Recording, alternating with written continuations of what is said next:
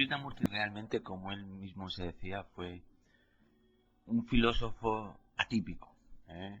Una especie de filósofo, como él se describía en sus propias palabras. Fue un personaje realmente importante en el siglo XX en la dimensión de la investigación de la conciencia, básicamente.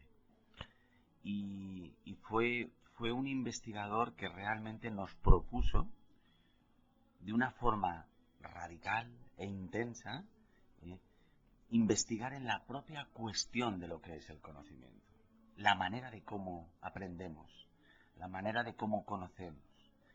En definitiva, para mí siempre le vi una conexión preciosa con la figura de Sócrates, que hace 2500 años nos propuso lo mismo, que la virtud realmente se basa o se fundamenta en el autoconocimiento.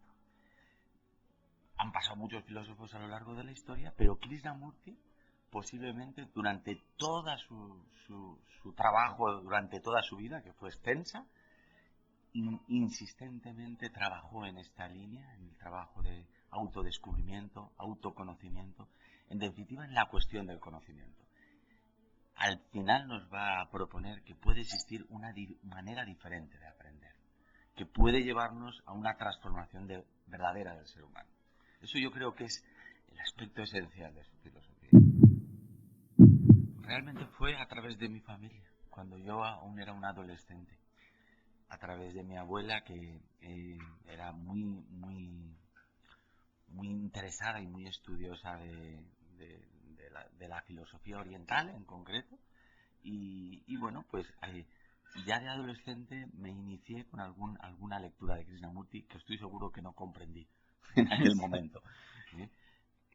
Después fui leyéndolo, me interesé ya de forma más seria en los estudios filosóficos, y entonces nunca casi desde mi adolescencia me ha acompañado y he ido comprendiendo y caminando junto con él, dialogando un poco con él desde hace muchos años, y para mí indudablemente ha sido una fuente, un compañero de descubrimiento magnífico.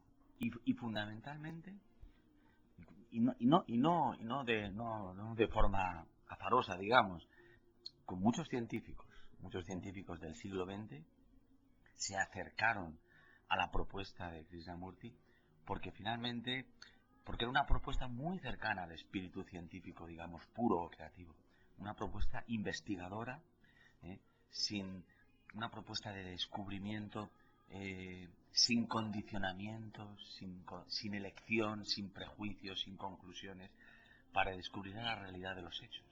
En definitiva, ese es el trabajo de la ciencia en todas sus dimensiones. Krishnamurti, en ese sentido, en su propuesta de un investigador de la conciencia, trabaja como un verdadero científico de la conciencia. Por eso muchos científicos, no solo maestros espirituales y religiosos, se acercaron a él, pero aparte de ellos, fue la dimensión científica la que más se acercó a Krishnamurti. De hecho, yo conocí antes la versión filosófica de Krishnamurti antes que ver la luz de la dimensión científica. Cuando me formé como médico y en investigación científica, que ha sido mi trabajo y es mi trabajo aún en la actualidad, siempre vi grandes paralelismos con la propuesta de investigación que nos proponía Krishnamurti, pero no solo yo. Un gran científico que tuvo muchos diálogos con él a lo largo del siglo XX fue David Bohm, uno de los principales físicos cuánticos del siglo XX, con propuestas que a veces han sido heterodoxas, pero fue también un gran investigador de la conciencia. Él fue uno de los pioneros de la física cuántica en el siglo XX y digamos que su propuesta estaba un poquito fuera de la línea ortodoxa de la física cuántica, fue una línea heterodoxa, separada de los criterios de Copenhague que defendía o fundamentaba Niels Bohr. De cualquier manera, la línea que propuso David Bohm en cuanto a la interpretación de la física cuántica era la preferida de Albert Einstein. Por eso siempre tuvo el apoyo de Einstein. Y también es importante decir que esta dimensión de la física cuántica se ha revitalizado a finales del siglo XX. Ahora la visión de Bohm ya no es tan heterodoxa como era a mitad de siglo. Pensar que la física cuántica es una, como todos los estudios o investigaciones físicas, algo que está en proceso, algo que está en movimiento, en dinamismo. No conocemos todo, por supuesto, en ciencia no hay verdades absolutas. Entonces, la física cuántica está en un camino de descubrimiento y en un camino de interpretación de lo que va descubriendo. Digamos que existe una dimensión científica, física, y puede haber ahí una dimensión filosófica, de explicación o de posibles nuevos caminos a dar, nuevos pasos a dar. En ese sentido, David Bohm nos aporta una interpretación de la física cuántica que nos abre a una dimensión de la conciencia muy similar a la que nos proponía Krishnamurti. Una dimensión que se acerca a la totalidad, a la dimensión holística que muchas veces oímos hablar hoy en día a nivel de muchas filosofías espirituales, pero fundamentado en estudios físicos. Claro, es un camino precioso, indudablemente, y que no hay que dejar, por supuesto. Krishnamurti y Bohm van desde sus distintas dimensiones, van acercándose y van aproximándose en un diálogo conjunto. Por eso el subtítulo del libro que recientemente se ha publicado, que es adaptado de mi tesis, es Hacia un diálogo integrador entre la meditación y la ciencia, entre Jiddu Krishnamurti y David Bohm. Siempre descubres cosas nuevas y eso es lo bonito del descubrimiento, que cada día es algo nuevo. Eso es lo bonito de la investigación, eso es lo bonito de la ciencia también, que uno siempre se puede levantar podemos ver algo nuevo en un nuevo día. Esto es lo que realmente en el diálogo entre Krishnamurti y Bohm es un continuo trabajo de descubrimiento mutuo en el cual el interlocutor es el lector también, que puede participar en ese diálogo. Entonces tú participas en ese descubrimiento.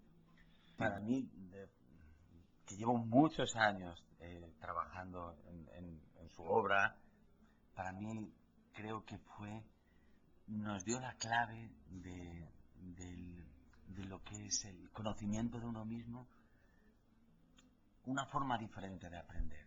O sea, nos basábamos nuestro aprendizaje en un conocimiento acumulado, en la memoria, en la tradición, en las creencias, en las ideologías. Y nuestra actividad, al final, nos ha llevado al conflicto desde hace miles de años. La propuesta de Krishnamurti supone una nueva forma diferente de aprender. Y el viaje que te propone es un viaje radical, de una intensidad tal que supone la anhelada transformación del ser humano. Yo creo que esa, para mí, es la máxima aportación y también la honestidad que tuvo de mantener este trabajo constantemente, su insistencia. Y bueno, él lo hizo lo mejor que pudo, para mí lo hizo brillantemente y por supuesto estoy muy agradecido a él. El siglo XX no ha sido el siglo de Krishnamurti. Yo creo que Krishnamurti va adelantado a su tiempo como lo estuvo Sócrates o muchos filósofos. Y creo que el siglo XXI, el siglo XXII, estoy seguro que comprenderán mucho más el trabajo de Krishnamurti. Y posiblemente serán a través de muchos científicos los que lo irán avalando. El autoconocimiento que nos propone no es un autoconocimiento libresco, que tú puedas hacer aislado, puedas memorizar, retener, adaptar. Es un autoconocimiento en la vida real. Y nuestra vida real es la relación. Y es un autoconocimiento de cómo nuestra estructura psíquica, nuestro yo, nuestras reacciones, nuestro ego, nuestros deseos, nuestros anhelos, las creencias, cómo funciona todo esto en nuestra vida de relación, cómo las condiciona. Entonces, es un trabajo diario, momento a momento. No es tengo un libro, lo memorizo y aquí hemos acabado. Para nada, para nada. Por eso es un trabajo de descubrimiento continuo. Esto fue una de sus principales, es lo que te comentaba antes, de su principal aportación. Este autoconocimiento no ha sido lo habitual a lo largo de la historia.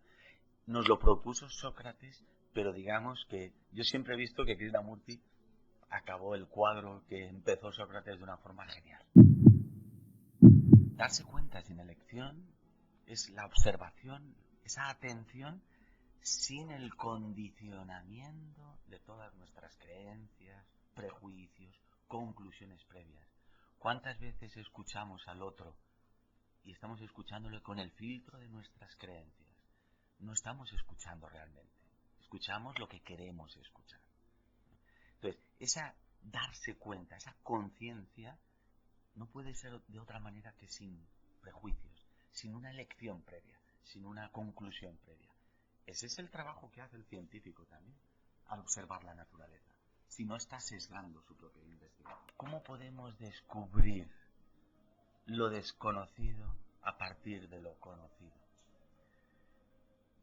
Solo una mente libre de su propio bagaje, su estructura, sus creencias, sus ideas, de toda la memoria, de todo lo conocido, puede abrir los ojos de una forma humilde, incluso ingenua, para ver la realidad de los hechos tal y como son, no como el filtro de sus condicionamientos.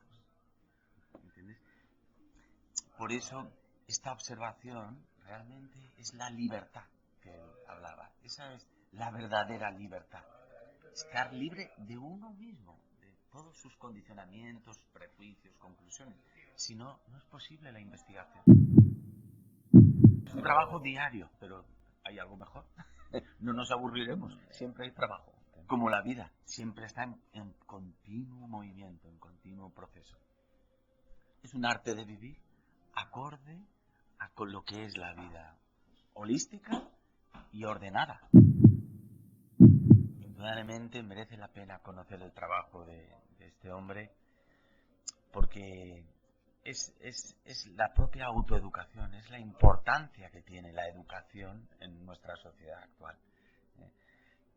Posiblemente, si desde nuestra más tierna juventud o en la infancia nuestra educación estuviera impregnada de ese perfume de libertad, de creatividad, de descubrimiento, nuestra sociedad sería distinta, pero totalmente distinta. Yo por eso creo que, y por eso Krishnamurti tuvo mucho interés en crear escuelas ya desde para niños, para estimular ese tipo de descubrimientos, esa forma diferente de aprendizaje. Pues yo creo que esto es un trabajo para todos, desde los 5 años a los 85, si queréis, porque también podemos estar educando al propio educador. Nos educamos a nosotros mismos siempre, continuamente.